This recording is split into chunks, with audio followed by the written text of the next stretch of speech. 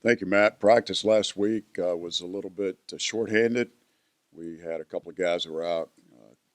Chris Spinku had a concussion on Tuesday, didn't make the trip. Jalon Williams missed both days of practice before we left with a virus. He'd been sick, and they told us to keep him away from the guys. Thought that would be smart. And then we didn't have Mason on his trip either. He had an academic appointment on Wednesday night that he couldn't miss. So we dressed out 9 players on this trip and played 7 in both games. We were excited to have Trajan Wesley back for some spot minutes. I believe he played about 9 in the first game, and the second game he played a little bit more, but gave us a boost off a bench, and more importantly, gave us a chance to rest Cedric and P.J. Malik and go small if we needed to. And both these teams played with a lot of guards, so it worked out that we had enough guards to play.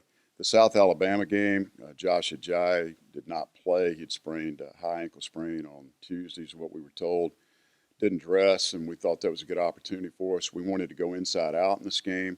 The home game, I believe we shot 42 three-point shots, which is too many, and got away from our game plan. They sit tight in the zone, and we were able to do that early. Tyre Smith had a great first half and had a great basketball game. He played well, blocked shots, scored, and rebounded the basketball, had a double-double.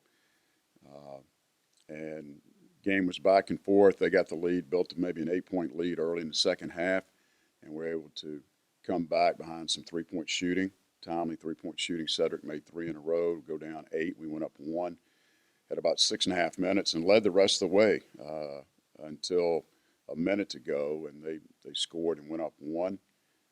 P.J. Hardy hits a big three-point shot for us with 40-something seconds to go to put us up 2. And then they hit a 4-point play with 25 seconds to go and really changed the game. We felt like we had the game under control. In my mind, I had the scenarios playing out in my head and what to do, but the numeral 4 was never in my equation. I was thinking 1, 2, and 3 the whole way. And we just had a discipline breakdown there on the defensive end and made a fundamental mistake. And kid hit a big shot and he got the free throw. And then ironically, they gave us a chance to tie the game again. We continued to play it out and extend the game the best we could. Malik Wilson went to the basket, down 2, and got his shot blocked, and we fouled with 15 seconds to go. They make 2 free throws to go up 4. And then Malik goes and lays it in again to cut it back to 2, and then they make two more free throws. And we have a chance with 2.1, I believe, throw it length to the floor, execute a play again. Jalen Johnson gets a really good look at a 3. Could have been fouled on that play, and misses his first 2 free throws. Made his first 2 and then missed the third on purpose. And we had a play on to miss it soft, and he threw it off the rim. It wasn't what we intended to do, but didn't work quite as well as it did for Duke against North Carolina, that's for sure. But gave us a chance, and it was disappointing because we had that game under control and felt like it would have been a great win for us. Lost to South Alabama twice this year by 3 points, and could have won either game if we'd have played a little bit better. Then we proceeded on to Troy, had a short practice, shooting practice on Friday night, and then played those guys on Saturday. They hit the first bucket of the game. Got a quick lead, but we led the last 34 minutes of the game. The first 16 minutes in the first half, we played extremely well defensively, and then we let them go on a little bit of a run to end the half and close the gap to 9. And they never got the lead in the second half. They got it close a couple of times. We pushed it back out. Did a really good job sharing the basketball, playing for each other in the second half. Tyre Smith went out, fell, and landed on his shoulder and hit his head on the floor with 6.5 to go. And that changed the game a little bit and gave them some momentum, and they got back in it. They got it to 3 a couple of times, but we made our free throws. Did a really good job from free throw line, executed inbounds plays late against full court pressure. Jalen Johnson made 4 out of 4, and Cedric made 1 out of 2. So we always kept it a 2-possession game for the most part. This seems like with everything that you started this talk with, a perfect time to have no Thursday game and just a Saturday game. Yeah, it's due for a rest. We're due. opportunity to try to get some guys healthy and get back to another body, maybe be able to play eight or nine guys if we can. So, and go 5-on-5. We haven't been able to practice this week, and I was talking to a former reporter that covered our teams at Alabama and then covered teams of mine at Sam Houston, lives in Houston this morning, and he was saying, how do you practice? And I said, it's been difficult, and it really hurts us. It really does. From here on in, you're never playing the 2-game and 3-day thing. You've got some time in between. Does that help your team since you're a little short-handed? Maybe. It probably should, Dan. I'm used to playing Thursday, Saturday, and don't use that as an excuse. And we talked last week about playing afternoon games, or I did with someone, and I like to play Saturday night to have a little bit more rest, especially when you're shorthanded. But our staff talked this week about we seem to play better when we have more time to prepare on Thursday than Saturday. But we played pretty good Saturday, and we've played good other times too. So it is what it is. You're going to have to play it out. But we have no more Thursday games. They're going to be the next home games will be Wednesday and Tuesday.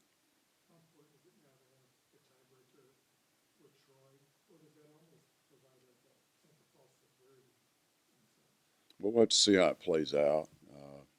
We needed to beat Troy. We swept Troy. Troy swept Georgia State. They beat Little Rock. They beat Texas State at Texas State. They've beaten probably 3 of the best teams in the league, or 3 of the top 4 in the league, and they're dangerous. And we took away the 3-point shot. So we were glad to win that game and get the tiebreaker over them. And we've still got a chance to get tiebreakers against people that are in front of us, like Arkansas State and Coastal Carolina. What's the status of Tyrus? He's sore. He's okay. His right shoulder's bothering him a little bit. But he's, as you guys know, he's taken charge. He's been on the floor. He's a tough young man. And I think this time off this week will help him recover. Not sure. Not sure. Don't know if it'll be anytime soon from the report I got this morning. Just in terms of beating another team that's below you, how significant is it to the Harris beating another team that's below you? Well, it's important because it's the next game. It's a rival game with us. I told someone this morning we get a better shot in Monroe than some other Sun Belt teams do, and rightfully so. We played well against them here. They didn't play great in the game here, and the score was a little bit one-sided at the end. They lost J.D. Williams early in the game. He has not returned for their team, and that was a big blow for them. So we just need to play well and win. We need to make shots and win. It's a tough place to win. We've had some success up there and need to play well on Saturday afternoon. And then given the fact, like you said, that they didn't really have a great game, how important is it for you guys to really have a good start? Because obviously this year you're going to be motivated at the beginning of this game. Yeah, it's always important to get off to a good start. We talk about it every game, and we've been able to do that most of the time. We had a drought up at Georgia State for sure, a couple other places where we didn't and got ourselves in a major hole. But it's always important to get off to a good start, and it'll be no different at Fant Ewing on Saturday. Can you cheat even more on Hurdle if Williams is not there, or not necessarily? What was the question, Tim? Can you cheat even more on Hurdle? Yes, well, we'll try. Yeah, we did a good job on him in the game here. And Williams, they were the 2 guys we really want to focus on. But Mike Ertle's an all-conference player. He's a smart player. He's patient, lets the game come to him. He doesn't rush things. And he's definitely our focal point going into this basketball game. You only have 4 games left, and so we're getting close to the end. And as short-handed as you've been, y'all don't seem to be like hitting a wall. I mean, y'all still playing at a good level and very competitive. What are some of the things that have allowed y'all to do that and not kind of run out of steam? Well, it's been a challenge for sure, and from injuries to illnesses, different things have happened and popped up that we've never seen before. But our guys have been positive. Our coaching staff's been positive. I've tried to coach the coaches a little bit, and they've done a tremendous job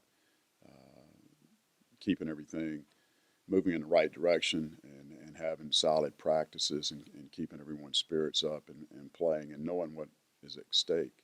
And we still have a chance to get a home game in the conference tournament, and to do that would be quite an accomplishment.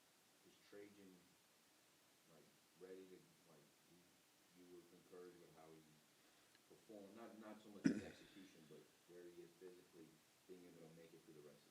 Yeah, I think so. He's physically in a good place, and has worked hard to come back and is running.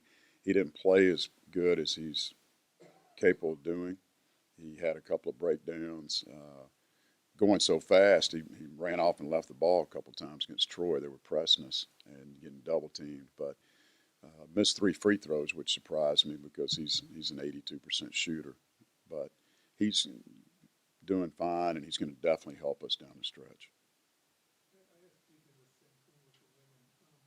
Can you begin your planning or whatever now for travel for postseason, not knowing, you know, you might have to go here, you might have to go there, you might even be able to be at home, or you just have to wait until the last minute? And how much complication does that provide you? And does it all fall on Burks, or who's handling it?